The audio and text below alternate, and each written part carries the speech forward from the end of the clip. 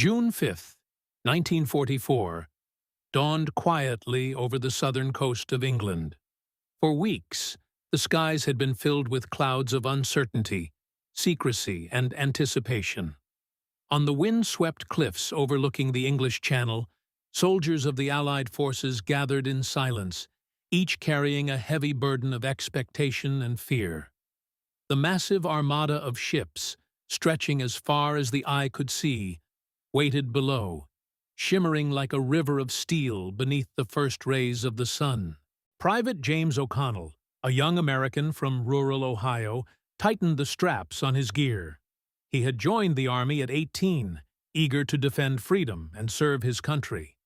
Yet, nothing in his training had prepared him for the immense tension that now gripped him.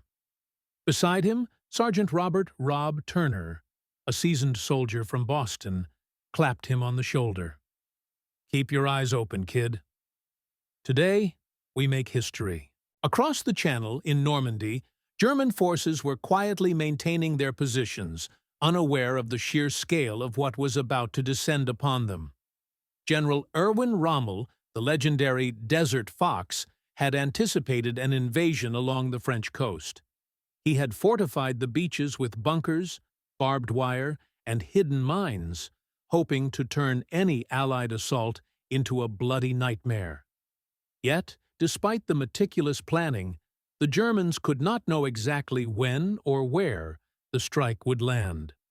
On board the transport ships, the air was thick with the scent of diesel and fear. Soldiers clutched letters from loved ones, whispered prayers, or stared blankly at the horizon, trying to calm the storm inside them. The night before, pilots and paratroopers had been briefed again and again, memorizing maps, beach codes, and rallying points. Every soldier understood that this invasion was the turning point of the war. Failure was not an option. As darkness fell, the first waves of paratroopers prepared for their jump.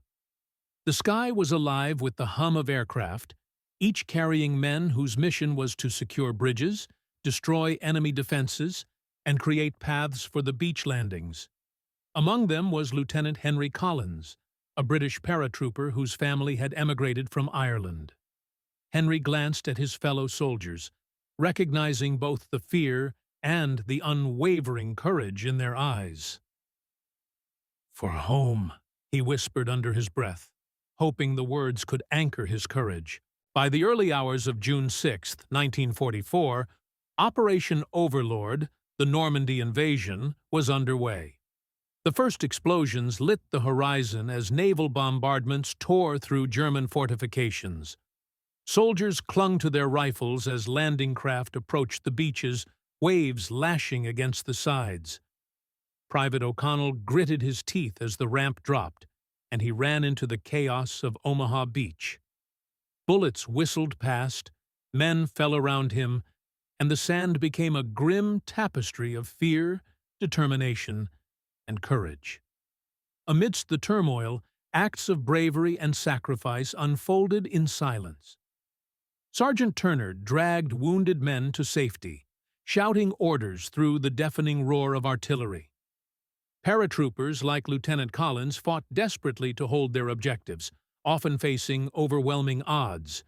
And yet, despite the confusion, the Allies pressed forward.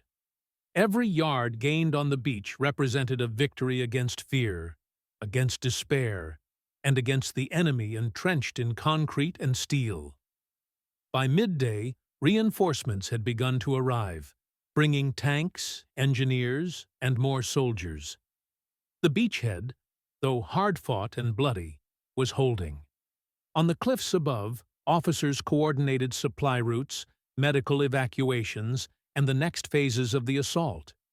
The invasion, which had begun as a whisper of hope across the Channel, was now a full-throated declaration of the Allied will to end the tyranny of Nazi occupation. As night fell, the survivors of the day's initial assault gathered on the battered beaches.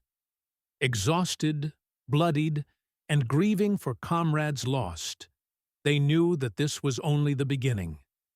The fight inland would be even fiercer, requiring every ounce of courage, every skill honed in months of grueling training, and every shred of humanity they could muster. Yet, in the heart of every soldier, there burned a quiet, unyielding certainty. They were part of something far greater than themselves, a mission that would change the course of history.